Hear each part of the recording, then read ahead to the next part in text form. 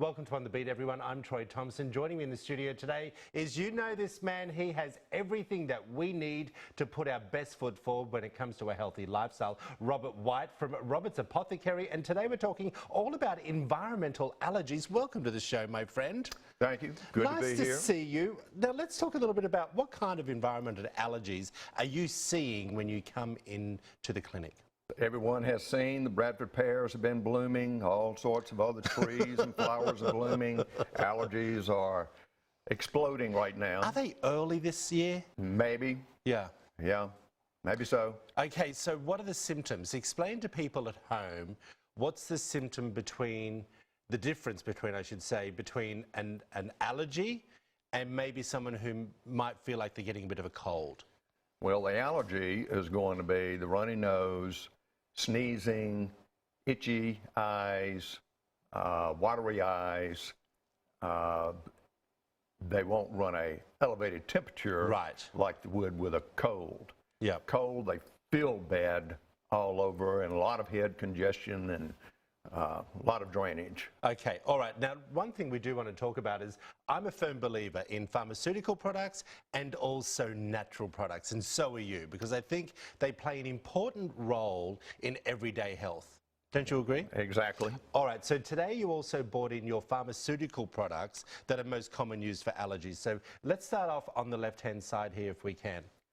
Well, you have what we say prescribed or either recommended over the counter would be like Zyrtec or Claritin, sometimes Benadryl, depending on the allergy. Yes.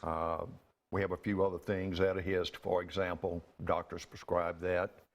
They're typically antihistamine, decongestant combos that help with reversing the allergic reaction as well as opening the sinuses so one can breathe easier. Before I get on to my next question, I want to ask you something off the cuff. It just popped into my mind. How do we know what products, or not products, symptoms out there or things we're eating or trees or whatever, if we're allergic to them? Are there tests available to find that out? We can avoid? Yes, there are. That testing is done by the ear, nose, and throat doctors. Right. And they can determine exactly what plants one is allergic to. And we just call our local GP for a referral for that? Exactly. Okay, perfect. Exactly. All right, now let's go on to our more natural remedies, correct? We have homeopathic ones. Yes. We have herbal formulas. What's the difference between homeopathic and herbal? An herbal is going to be like a pharmaceutical in that you have a measured amount of the active ingredient, just like in the drug, like Zyrtec, for example. You can get a 5 or 10 milligram. With herbal products, you can measure it in milligrams.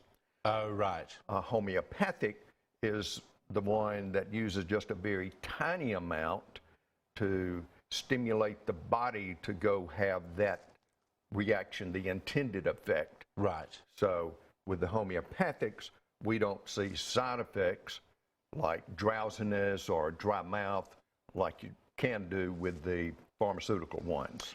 Okay, is there a difference in the acting, as in fast acting, between pharmaceutical and the natural remedies? Side effects different? So far as the speed, you see a nose spray here. I have several steroid nose sprays.